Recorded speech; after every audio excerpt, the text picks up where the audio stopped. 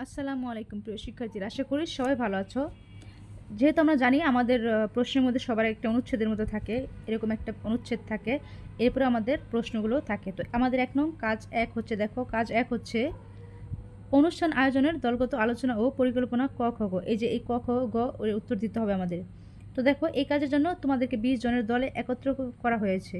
এবারে দলের সবাই আলোচনায় অংশগ্রহণ করবে এবং পরিকল্পনায় দলের সদস্যরা নিম্নোক্ত কাজসমূহ কীভাবে করবে তা আলোচনা করে নিজেদের মধ্যে ভাগ করে নেবে। দল বিভাজনের সময় চেষ্টা করবে সব দলের যেন সমান বা কাছাকাছি সংখ্যক সদস্য থাকে, আর যদি না হয় তবে লক্ষ্য রাখবে একটি দলে যেন অন্তত পক্ষে 4 জন সদস্য থাকে। সুতরাং 3টি দলে ভাগ হয়ে যেতে হবে তোমাদের।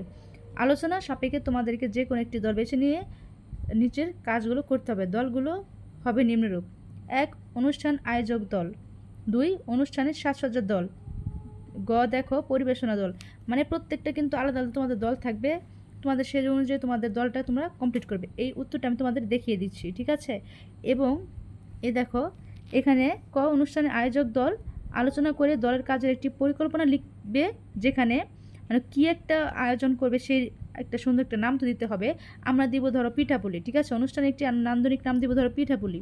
এবং অনুষ্ঠান সূচি তৈরি করতে হয় আমাদের অনুষ্ঠানের সময়সীমা কখন, বিভিন্ন পর্যায় এবং পরিবেশনার তথ্য ইত্যাদি উল্লেখ করা থাকবে সেখানে। তারপরে আমি তোমাদের উত্তর দেখিয়ে দিচ্ছি। অনুষ্ঠানে আগত অতিথিবৃন্দের তালিকা তৈরি করবা, ঠিক আছে? এবং অতিথিদের জন্য একটি আমন্ত্রণপত্র আঁকা ও লেখা, মানে কোন কোন অতিথিদেরকে তুমি নিমন্ত্রণ দিবা। তারপর অনুষ্ঠানটি পরিবেশনা করতে প্রয়োজনীয় উপকরণের তালিকা তৈরি করি। তো আমি এই সবগুলো উত্তর সুন্দর করে এই সম্পূর্ণ উত্তরটা আমি তোমাদেরকে দেখিয়ে দিচ্ছি এক নজরে। তো চলো উত্তরটা দেখে নাও। তো আমরা কিন্তু উত্তরপত্রে চলে এসেছি। এই ভিডিওটা কিন্তু আমি এর আগেও তোমাদেরকে আজকেই আমি ভিডিওটা তৈরি করে দিয়েছিলাম। আমার সাজেশন জন্য তোমাদের কিছু সাজেশন, ইম্পর্টেন্ট সাজেশন আমি বলেছিলাম। জানি না তোমরা পড়েছো কিনা। যারা পড়েছো তাদেরকে এখন শুধু এক নজরে একবার দেখলেই হয়ে যাবে, আর যারা পড়নি তারাও এক নজর দেখলে হয়ে যাবে। তো এখনও যারা চ্যানেলটি সাবস্ক্রাইব করনি, সাবস্ক্রাইব করে রাখো, যেন যখনই আমি ভিডিও সাজেশন দিই প্লাস চূড়ান্ত সাজেশন দিই যেন দ্রুত তোমরা তা পেয়ে যাও। অবশ্যই তোমরা সাবস্ক্রাইব করে রাখবে। দেখো সমাধান: শ্রেণীকক্ষের শিক্ষার্থীরা আমাদের বলা হয়েছিল কি, দেখো আমরা এখানে পিঠা অনুষ্ঠানটা করবো। আমরা কি দেখো এখানে বলা আছে বিদ্যালয়ে পিঠা উৎসব অনুষ্ঠিত হবে, তো আমরা নাম দিলাম পিঠা উৎসব, যেহেতু আমাদের বলা হয়েছিল একটা অনুষ্ঠানের নাম দিতে।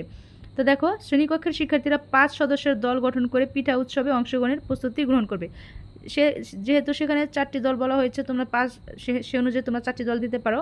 আর দল গঠন, যেহেতু আমাদের দল গঠন করতে বলা হয়েছে এবং দলের নাম দিতে বলা হয়েছে একটা। দেখো শ্রেণীকক্ষের সহযোগিতায় 5 সদস্যের, ওখানে কিন্তু 4 সদস্য বলছে, কমপক্ষে 4 সদস্য। 5 সদস্য থাকলে সমস্যা নেই, কমপক্ষে 4 জন থাকতে হবে। যেহেতু 20 জনের আমাদের সেখানে প্রশ্নে ছিল 20 জন, তাও আমরা 5 জন করে দিলে 4 5 20 হয়ে যায় আমাদের, ঠিক আছে? তো আমাদের দলের নাম হচ্ছে চৈতালি, আমরা দিলাম একটা নাম, তোমাদের যেভাবে ইচ্ছা দিবে।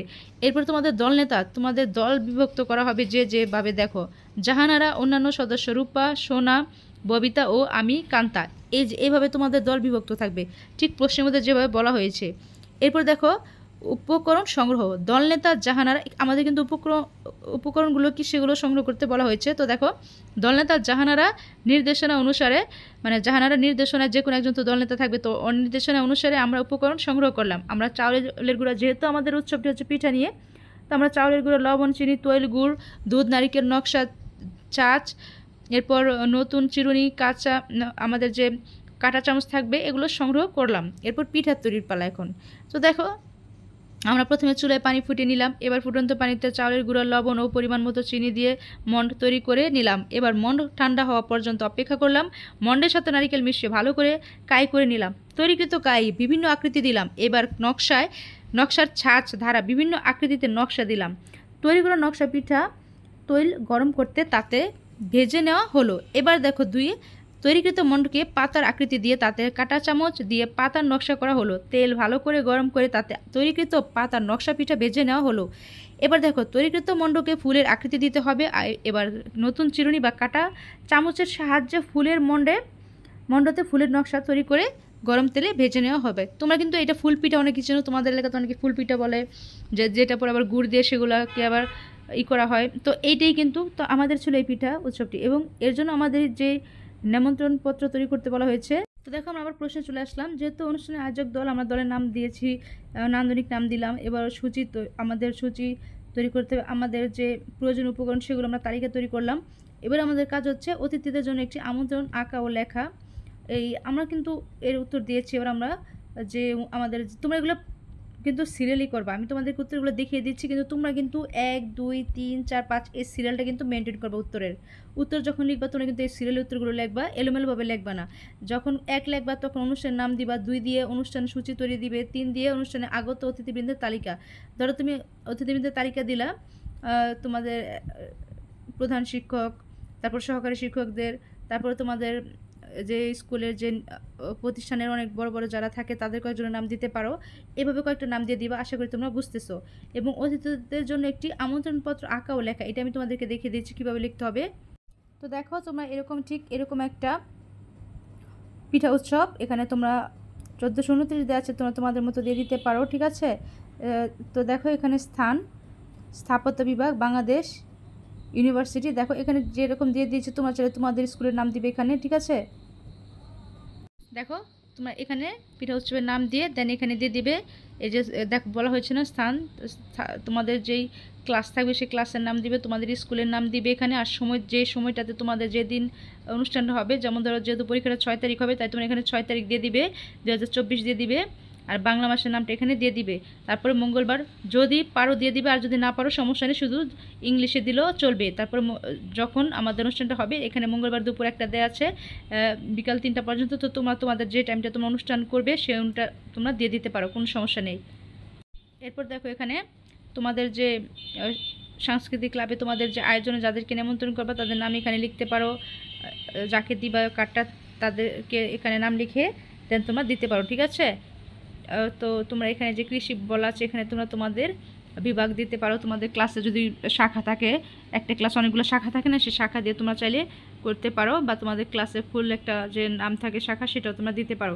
এটা তোমাদের উপর নির্ভর করে এখানে তোমরা কী কী লিখবা, আরও কতটা সুন্দর করেই করবে। তো এখানে দেখো আমি সুন্দর করে তোমাদের দেখিয়ে দিলাম কিভাবে তোমাদের কার্ডটা তৈরি করতে হবে।